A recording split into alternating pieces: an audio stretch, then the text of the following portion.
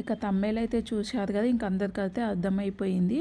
ఇంకా మేమైతే రామేశ్వరంలో దర్శనం చేసుకున్నాం. ఇంకా రామేశ్వరంకి వచ్చినాక దర్శనం చేసుకున్నాక ఇంకా ధనుష్కోటి రామసేతుకి అయితే ఖచ్చితంగా వెళ్ళాలి. రామేశ్వరం నుంచి ధనుష్కోటికి 25 కిలోమీటర్స్ అన్నమాట.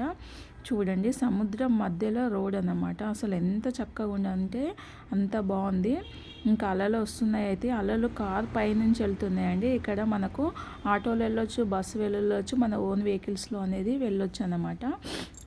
ఇంకా మేమైతే ఇక్కడ వచ్చేసాము, చేరుకున్నాము. ఇక్కడ టైమింగ్స్ ఏంటి అంటే పొద్దున 6 గంటల నుంచి సాయంత్రం 6 గంటల వరకు ఉంటాయి అన్ని డేస్లో. ఇది సేమ్ టైమింగ్స్ అన్నమాట. మనకు ఈ సహజమైన బీచ్ ఒకవైపు మన్నార్ గల్ఫ్ మరియు మరోవైపు బంగాళాఖాతం చుట్టూ ఉందన్నమాట. తమిళనాడు యొక్క దక్షిణ కొనపై ఉన్న ఈ అద్భుతమైన బీచ్ గమ్యం చరిత్ర, పురాణాలు మరియు అందాలతో గొప్ప ప్రదేశం. ధనుష్కోటి అనే పదానికి అర్థం విల్లు యొక్క కొన అన్నమాట. ధనుష్కోటికి యొక్క అర్థము. ఈ రెండు సముద్రాల మధ్య సన్నని ఇసుక లిన్నెలో ఉన్న ఆ గ్రామం దేశంలోని అత్యంత చిట్ట చివరి గ్రామం. ఇక్కడికి చేరాలంటే గుండె ధైర్యం ఉండాలి. ఇక్కడ ధనుష్కోటి తమిళనాడు రాష్ట్రంలో తూర్పు తీరమున ఉన్న రామేశ్వరము దీని యొక్క దక్షిణపు అంచెన గల చిన్న గ్రామం. 1964 ముందు భారతదేశానికి శ్రీలంకకు వారధి పట్టణముగా ప్రసిద్ధి చెందింది ధనుష్కోటి. ప్రస్తుతం ఒక చిన్న జలర్ల గ్రామం ధనుష్కోటి పంబన్ వంతెనకు ఆగ్నేయంగా ఉంది. రామేశ్వరం నుండి ధనుష్కోటి వరకు ఉన్న రైల్ లైన్ 1964లో సంభవించిన పెను తుఫాను ప్రయాణంలో ప్రయాణికులతో సహా అందరూ కొట్టుకుపోయారు. ఆ గ్రామం కూడా ఆ వచ్చిన సునామీలో గ్రామం కూడా కొట్టుకుపోయి అక్కడ చాలా అంటే చాలా ఇది జరిగిందనమాట. ఇంకా మా ఆయన అయితే చూడండి బీచ్లో ఎంత మంచిగా ఎంజాయ్ చేస్తున్నాడు అంటే అంత మంచిగా ఎంజాయ్ చేస్తున్నాడు. ఈ బీచ్లో ఇంకో ప్రత్యేకత ఉంటుంది. ఒక పక్కన మనకు అలలు వస్తాయి, ఇంకో పక్కన అలలు రావు. ఎందుకో తెలుసా? ఇక్కడ రావణుడు రామసేతు కడుతున్నప్పుడు సముద్రుని అడుగుతాడంట, ఇంత పెద్ద పెద్ద అలలు వస్తే నేను రామసేతు ఎలా కట్టాలి అని.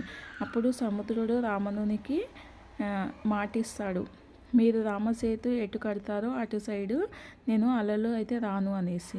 రామసేతు ఎటు పక్క కడతారో అటుపక్క అసలు అలలు అనేది ఉండదు, ఇంకో పక్క అలలు అనేది ఉంటుంది. కాబట్టి ఈ వీడియోలో ఒక పక్క అలలు వస్తుంటే ఇంకో పక్క అలలు అయితే రాదు. చూడండి సముద్రం మధ్యలో ఈ ధనుష్కోటి అనేది ఎలా ఉందో అనేది అంటే చాలా బాగుంది. మేము ఇక్కడ కొన్ని ఫొటోస్ అయితే దిగాము, మాకైతే చాలా బాగా అనిపించింది. అసలు ఇక్కడికి నేను వెళ్తా అనేసి అస్సలు అనుకోలేదు. పూర్వము కానీ తీర్థయాత్ర రామేశ్వరంలో పూజ చేసి ధనుష్కోటి వద్ద మహోరథి రత్న రకాల సంఘం స్థలంలో పవిత్ర స్నానం చేయనిదే పూర్తి కాదని భావించేవారంట. సేతు ధనుష్కోటి నుండి ప్రారంభమవుతుంది. సంస్కృతంలో సేతు అనగా వంతెన. ఇప్పుడు సేతు అనగా రామాయణంలో రాముడు లంకను చేరుటకు నిర్మించాడని భావిస్తున్నాడు. రామసేతులో ఉపయోగించిన రాళ్ళు, నీటిపై తేలి రాళ్ళు ఇప్పటికి ఇక్కడ కనిపిస్తున్నాయని వాళ్ళ నమ్మకం అన్నమాట.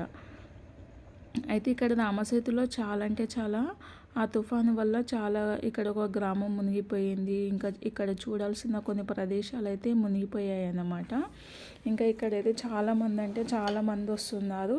వెహికల్స్ డైరెక్ట్ లోపలికి తీసుకురావచ్చు. డెడ్ ఎండ్ వరకు వెహికల్స్ తెచ్చి ఇంకా లోపలనే సముద్రానికి ఆనుకొని ఫొటోస్ వీడియోస్ తీసాము. నా వీడియో కనుక ఎలా కనిపించిందో ప్లీజ్ లైక్ చేయండి, సబ్స్క్రైబ్ చేయండి.